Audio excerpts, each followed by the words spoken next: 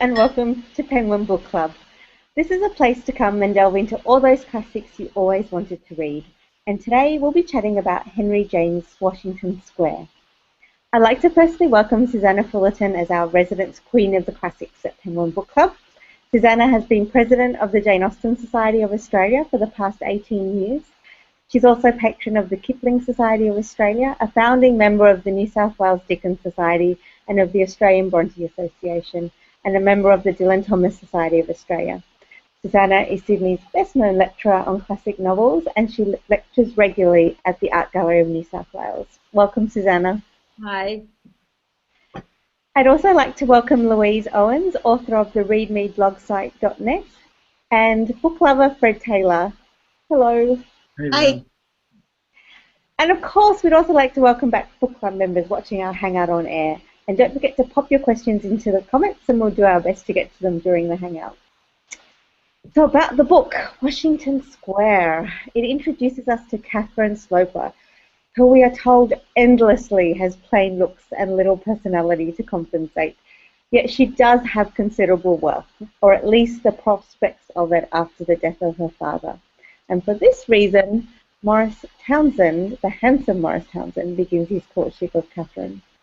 She quickly falls for the attractive and attentive Maurice, but meets with opposition from her father, who sees right through Maurice's endgame and does all he can to ensure that Catherine is not ensnared, including disinheriting her. As Maurice realizes his grasp on her father's wealth is gone, he decides to cut his losses and leaves her, and Catherine remains steadfastly in love with Maurice over the years. She ends her life in quiet solitude, surrounded by her Aunt Pennyman and her unfulfilled life. It's so dire, isn't it, Susanna? Tell us a little more about this book. Well, it's not a happy story, as your summary very clearly showed. Henry James was born very close to Washington Square in New York in 1843. And from an early age, he went to Europe with his family. His father, who had plenty of money, decided that his children needed European polish while they were growing up. This resulted in Henry James never really being quite certain where he belonged. He loved Europe. He loved the ancient culture, the history, the learning that he found in Europe. And when he came back to America, he found it was rather too full of new money. He found New York society rather brash, rather money obsessed.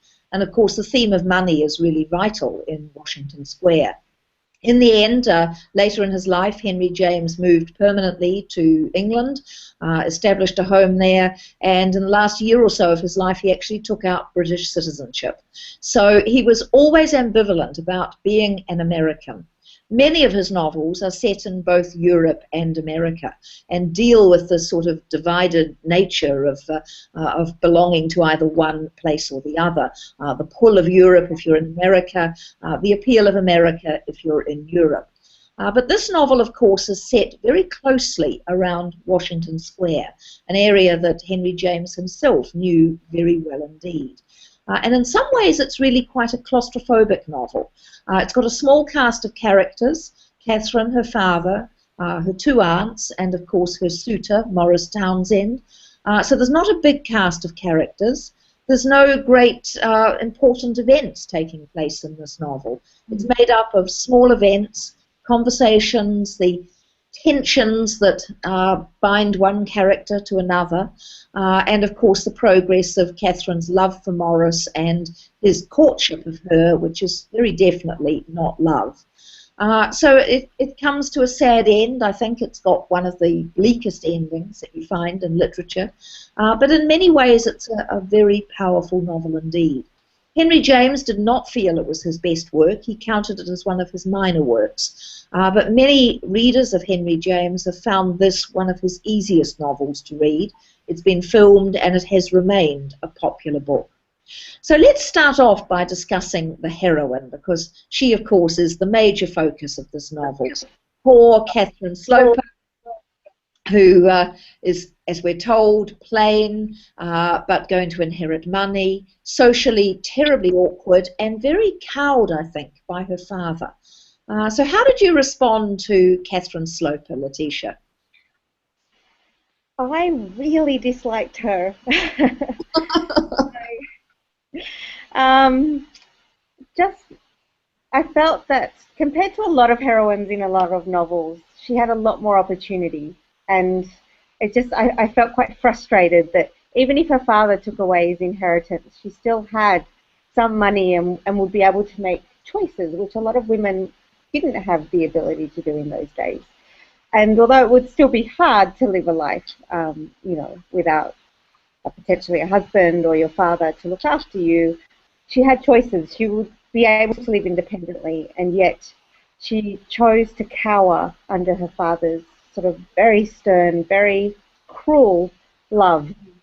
And I mean, I felt for her, but I also saw that she she she knew that. She knew what he was like, and she chose to accept that as her one and only sort of love in her life. And I thought it was sad and awful. And I didn't like her for that. You don't think that she's a bit like the sort of battered wife syndrome, that she has been so ill-treated, so put down ever since she was a baby, so unwanted by her father, that she's just lost all self-esteem. So it's very hard for her to assert herself in this novel because she's always been put down. Mm. What do you think, Louise? How did you respond to her? Yes, I pitied her a little bit. I thought of her as like a stunted flower, that she just didn't have that opportunity for her personality to develop. I mean, Henry James developed her character extremely well, but as a personality, she was just, how should I feel about this? Asking her dad, her father, would you like me to marry him? Wouldn't you like me to marry him? She just couldn't seem to be able to make a decision. She was like a stunted personality to me. Yeah, I sympathised with her. I wanted to like her. And Fred, give us the male point of view. Did you fall in love with Catherine Sloper? I've got to say it was hard to fall in love with Catherine Sloper, I think. What I found odd throughout the book, at least odd, it's a bit unusual, isn't it? James would always go back and just keep emphasising, she's not smart, she's not witty, she's not pretty, she doesn't really, take the limelight at parties and that sort of thing. So I found it was really hard to sort of get a grasp of the character and feel any sort of positive emotion toward her, if that makes sense, because she's constantly put down throughout the entire book. It just comes up so often. So that maybe, as readers, makes us put her down as well. We're sort of drawn into that squashing of Catherine as a heroine. Yeah, she's certainly not a feisty or spirited or comic heroine in any way, is she? Yeah. What about her father? Is Dr. Sloper one of the tyrants of literature, or is he doing the right thing by protecting his daughter from a fortune hunter? There was an element of both. We know Morris is only after her money. Yeah. I thought in the beginning he was being protective, and I was actually championing him. I was like, yes, come on, make sure she doesn't marry him. And I thought, oh no, this book's going to end with her marrying him. It's a disaster. But it's when he started to get cruel that I stopped liking him. When he started to take pleasure in her sadness, pain, and indecision, I thought that was so cool. Yeah, I was torn because he was so cool, wasn't he? And I thought if he was obviously not giving his daughter any love, but he was determined that Morris was not going to love her either. So she wasn't going to fulfill and be developed and enjoy her life. I thought he was, like a very methodical, watching how she squirmed under the possibilities of marriage or not marriage. I thought he was very, very manipulative and very hard to like. Borderline obsessive even. Go ahead, Fred. He was borderline obsessive. He took it all the way to the grave in the end. Yes, yeah. You can see he's a scientist. He's almost clinical, and in the way in which he regards his daughter as an interesting specimen that he needs to watch as she responds to different stimuli or different things happening. So the scientific nature of his medical work, I think, comes through in his personality in the book. And he is a cruel father. I mean, he seems almost to delight in tormenting her, doesn't he? He seems to be, yes, punishing her for surviving his Yes. and beloved young son. Mm. And I think it's important that he has lost that son, and Catherine is no replacement to the son. But what sort of father would he have been to a son? We have to ask ourselves that too in the course of the novel. Yeah. Because is he capable of love, Dr. Sloper? This is a novel that's very lacking in love, isn't it? Well, it's interesting because he did say he would have liked Morris if he wasn't a suitor for his daughter. So that's interesting. Yes, yes. But, I mean, Catherine loves Morris, but is there any other love in this book? No, I can't see Maternal love. Her aunt, does her aunt love her? I don't think Aunt Pennyman loves her. Mrs. Armand doesn't really love Catherine.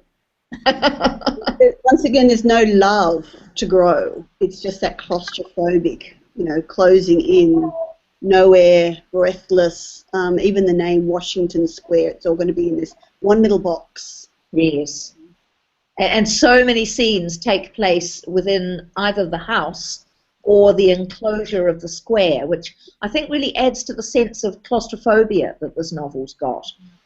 Even though Dr. Sloper takes his daughter to Europe, she doesn't really take in what she's seeing, and her thoughts are back home in Washington Square, where Morris is taking over her father's study in the absence of Dr. Sloper. Isn't this a novel that's really all about money? I mean, money is just so powerful in this book, isn't it? Or the lack of money in Morris's case. Henry James himself was reasonably comfortably off, but I think he does show how powerful money can be. And Morris can't have been alone in being a fortune hunter. That must have been very common in that society. Yeah, it's all about who's got the money and who hasn't got the money and how to get the money and what will you do if you don't have the money, the repercussions. Money is central, absolutely. And Dr. Sloper tries to control Catherine through the money. Yes.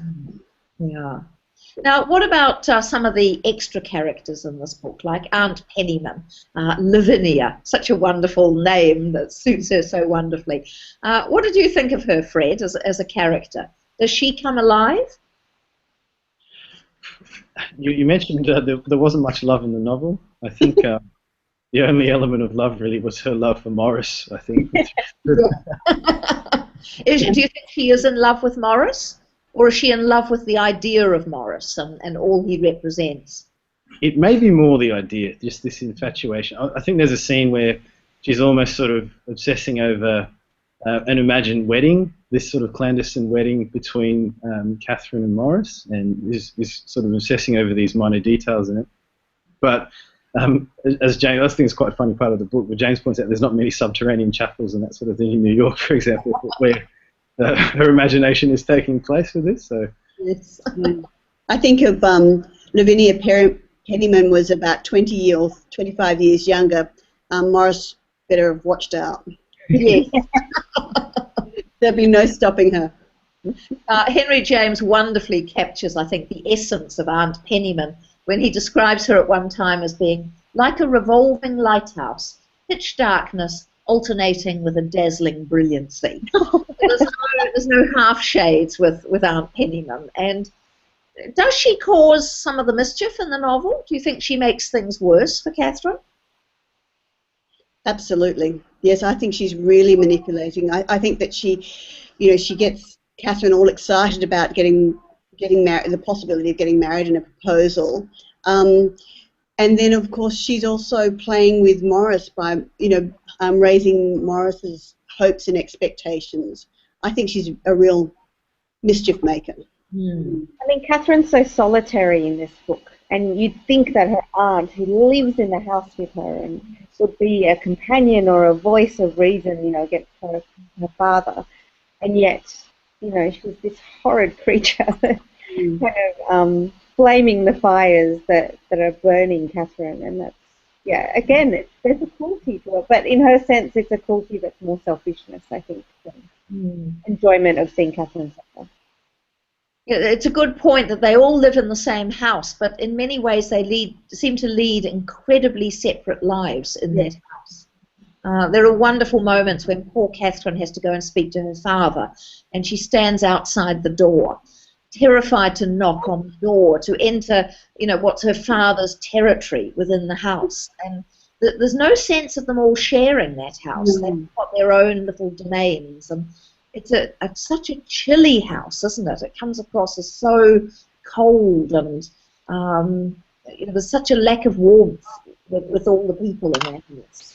Absolutely, absolutely. And I think it shows that when you're talking about the Catherine about to go into the door and being very, very concerned about it, what a contrast to Morris when the Slopers are in Europe and he just marches into that room and makes himself at home and sits in his chair and smokes cigars, yet his own daughter cowers at the door. I think that's huge contrast, and it explains so much of the character.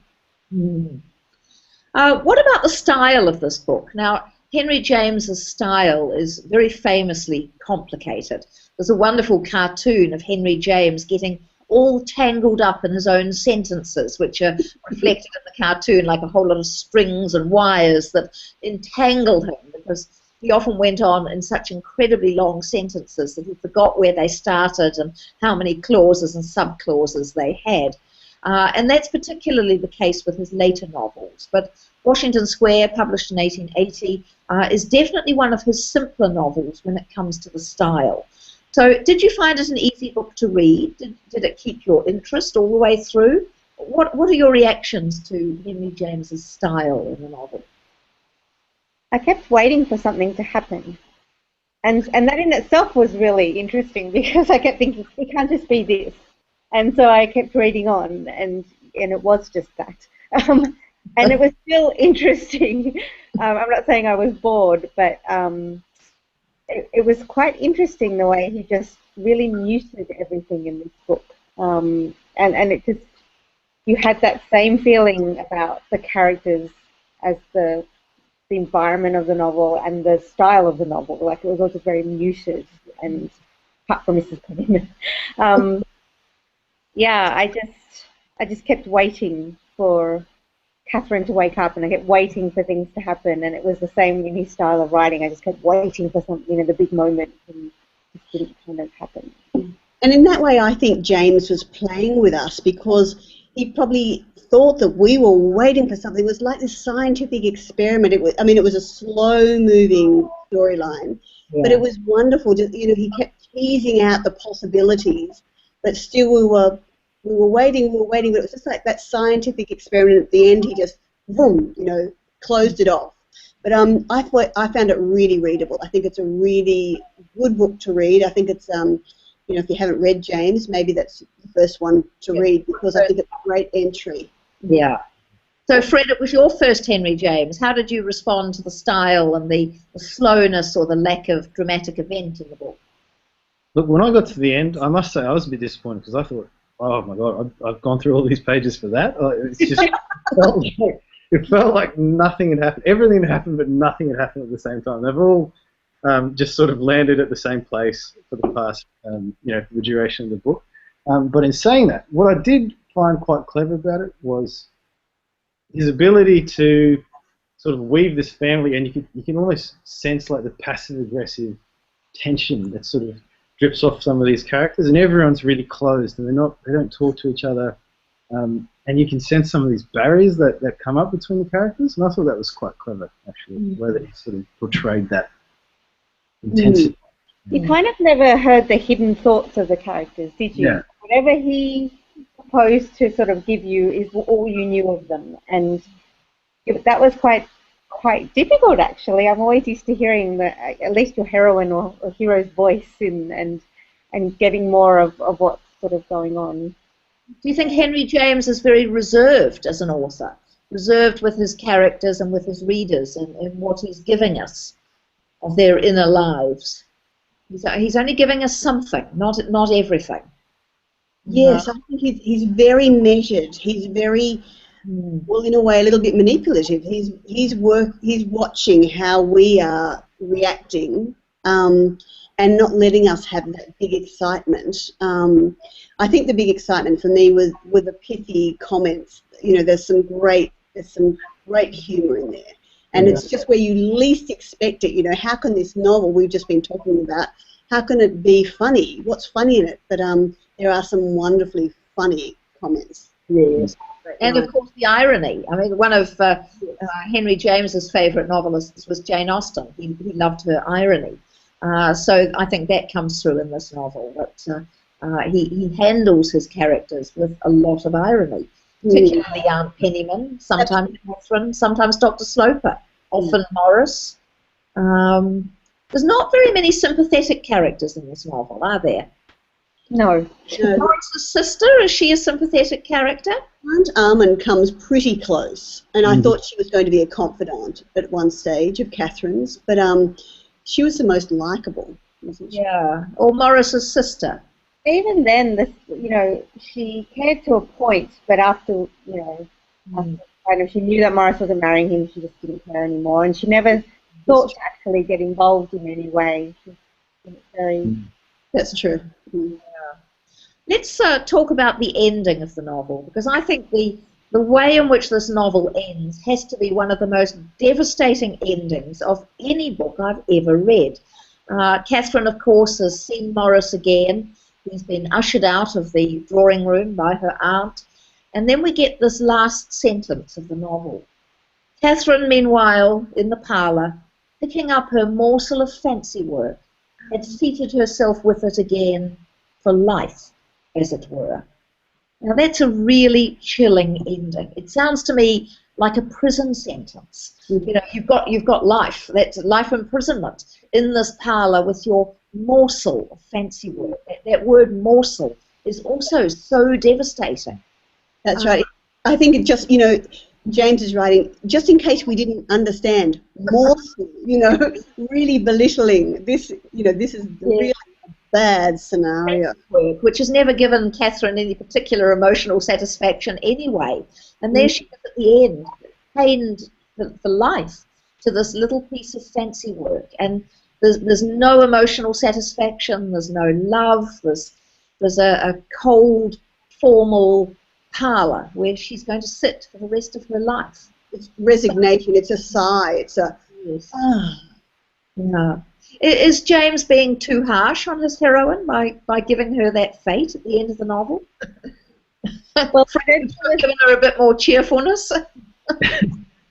Look, I'm not too surprised, because when he refers to the heroine negatively, against a bundle of shawls, you're probably in for that type of an ending that you're not really expecting much else. So but I got to say, that's a brilliant ending as well. Like that line there, the morsel line, I think is an excellent. Yeah, it is very clever. What about you, Letitia? Would you have liked Catherine to have had a little bit more happiness? I would not have expected it. In fact, I would have just thought, the requisite happy ending, and I actually would have been annoyed, I think. If there had been more happiness and love and possibility in the book, I would have championed that ending, but there wasn't. He never let us, even though we were wanting it, he never actually let us believe that it was going to be any different. But I think James makes us all the way through the novel think about an alternative scenario in this book. Had she married Morris, had her father said, okay, darling, I'll let you marry the guy, I don't like him much, I think he's after your money, but if this is what you want, go ahead, and I'll give you some money, which he could well have done as a father. Is Catherine's fate going to be any happier with Morris? Would he just run through her fortune and flirt with the other women and treat her so harshly that her heart would be broken in that way, just as it is by being without Morris? Is this a novel that's doomed to be miserable? Well, it was interesting because when he turned, the way he behaved reminded me so much of her father. The way he treated her. And I thought you would have just ended up living your life in the exact same situation, but with somebody who was less inclined to care about your fortune than her father was. Although she might have had children, of course, had she married, so that might have been some consolation, in spite of Morris being a bad husband to her. Maybe she'd have found some happiness that way. But it is a very bleak book, isn't it? It is. Have any of you seen the film version of the... There are actually two film versions. There's a very old one called The Heiress, an old black and white one, I think done in the 1940s. And then, of course, there's a more recent one done 1990s with Jennifer Jason Leigh playing Catherine Sloper. And it's a very powerful film version. Have any of you seen these versions? No. No, but I'm going to look it out now. Do they keep the ending the same? Yeah, as far as I can remember, it's some years since I've watched it, but no, it was very well done, and of course, lovely scenes of with the costumes and Washington Square itself, and it was well done. It is well worth watching. So again, it makes you think. I think particularly in the scenes of Catherine's childhood. There's a scene where she goes to a party rather overdressed as a young girl. And she actually, in her nerves, ends up wetting herself. And it captures the terrible shame and embarrassment. And her father is mortified by this behaviour. And, she's bundled back home. She's an absolute disgrace. So they've added scenes that are not in the novel to try to show some of the difficulties of Catherine's childhood. And, it's well worth watching. Yeah. Well, I think from that dire book, close that chapter. Although I must say, I think we all did enjoy it in some perverse way as well. I'd really like to thank you all for joining us for Book Club today. And our next book will not be lacking in drama. We are doing Dracula by Bram Stoker, so do join us for that on the 30th of September. Fred, Louise, Susanna, thank you once again for a wonderful book club. And thank you, everyone, for joining us tonight. Thank you. Bye.